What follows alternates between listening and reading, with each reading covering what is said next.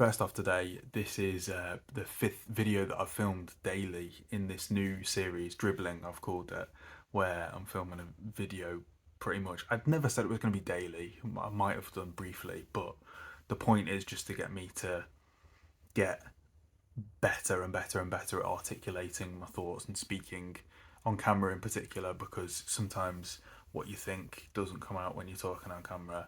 Um, and I have kind of come to the conclusion that whilst I've been filming it on my phone and the quality has been pretty decent, the mic isn't great, and I can improve the mic, and I can also improve the quality of the video a little bit by moving to my actual camera, my DSLR. I think it's a DSLR. I don't know a lot about cameras, but it's the one that I used to use for my YouTube video when I had really high quality videos.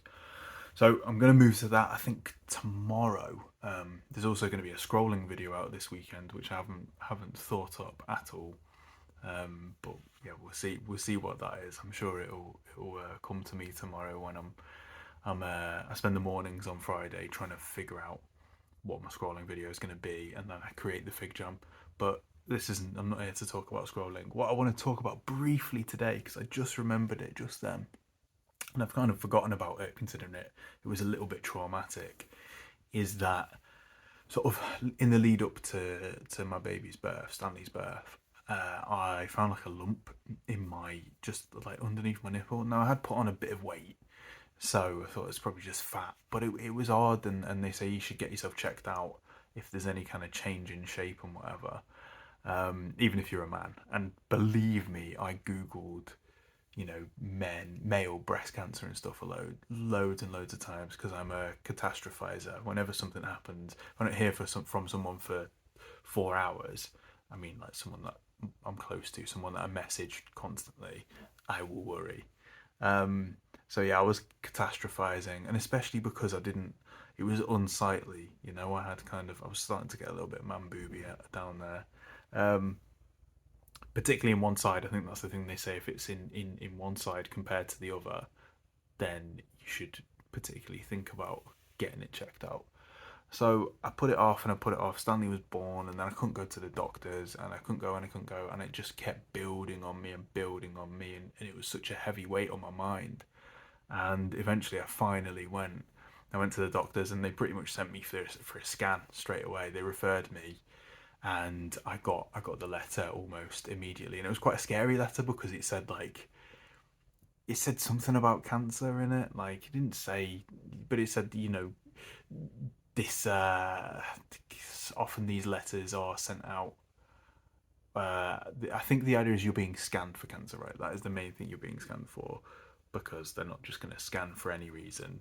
They're scanning you because there's a small chance you might have it, whatever. And I was like, man, imagine, there's like Fight Club in it. The guy had breast cancer in that, and men do get it, and it's nothing to be ashamed of. But I was dead dead worried, and I went for this scan. I was thinking to myself, like, well, how are they going to scan me? Because I looked at mammograms, right?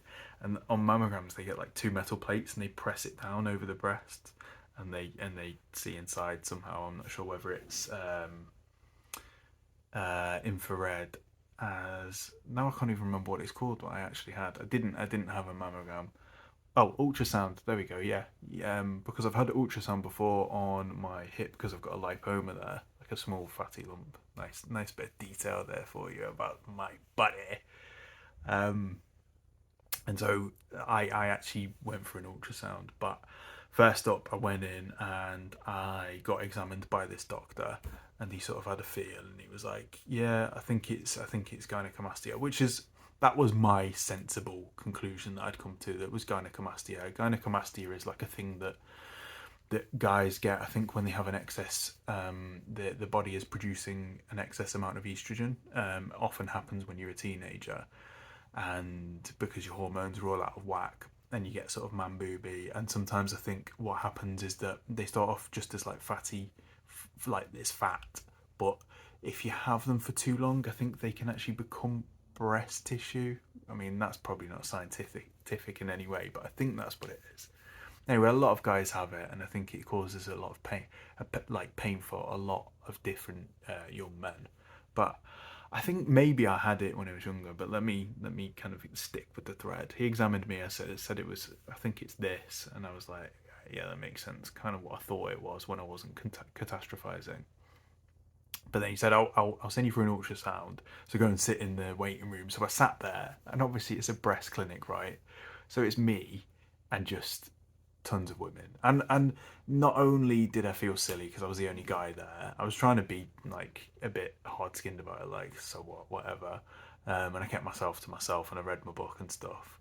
But I also felt a little bit unserious because there would have been women there with like genuine problems that were going to cause significant upset to their lives. Maybe not. I'm sure most of them were all right, but I'm sure there were some of them there for sort of difficult reasons. But anyway, I sat there and I read my book, and then I heard my name being called. It took a while, but I heard my name being called, Jack Washington, and it came from like right down the corridor.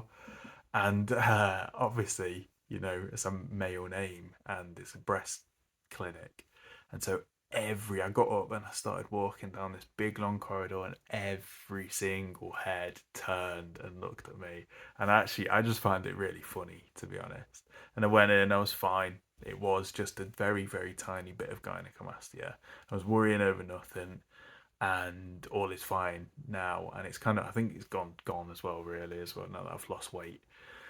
I got a letter from the guy who examined me saying it was like a letter to the doctor, my GP, that had been forwarded to me. And it was like, I examined this lovely gentleman. It was proper weird, but yeah, all was great. But it was a very interesting experience, and also it's a note to say like the weight that was lifted off of me from getting it checked out, and just told it was completely fine, was absolutely massive. And not only that, but it's one of those situations in which, whilst the risk was very, very low, I guess the the size of the risk, I mean, I guess the outcome, should it have been bad, was worth the pain of getting it checked out anyway. And if any guys out there do have like little lumps or anything, A, don't worry too much, but B, worry enough to go to the doctor. And I think that stands with any lumps, really, doesn't it? They're always a little bit, you're always extra anxious about having a lump and going to the doctor because there's this thought in your head of, I think at first you're less worried about having cancer as such as over over over worrying about the lump, and the doctor thinking you're silly and stuff like that. You get that a lot when you've got a baby, because a lot of times you get some midwives that are genuinely like helpful, and postnatal care people that are genuinely helpful. But then you also get ones where you ask them about things that you're worried about with your baby, and they kind of just laugh at you, almost like cynically, which is a bit horrible.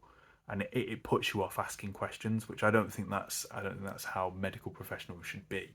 They should be open to questions, no matter how silly. I know they don't have a lot of time, but if you're gonna dismiss people in such a way that stops them from asking you questions about things they're worried about, we're gonna have a whole lot more problems, and a whole lot more people holding on to their problems for longer, to the point of them becoming unsolvable, which isn't good, or less easy to treat. But that's my little analysis of how doctors and nurses should be, with no experience myself. I mean, these guys do a hell of a job, most of them anyway, the ones that aren't knobheads. But the knobheads in every profession, aren't there?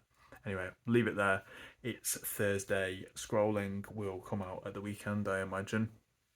And I might also throw a bit of editing on these videos if I get time, as I get more comfortable. No, shut up, Jack. No editing until you're way more comfortable. Stop trying to overcomplicate things. This is fun at the moment.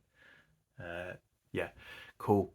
Have a nice day tomorrow, and I hope you have lots of nice food and nice interactions with the people that you love, and also strangers, because interactions with strangers that are nice are the best. Cool. See you later. Bye bye.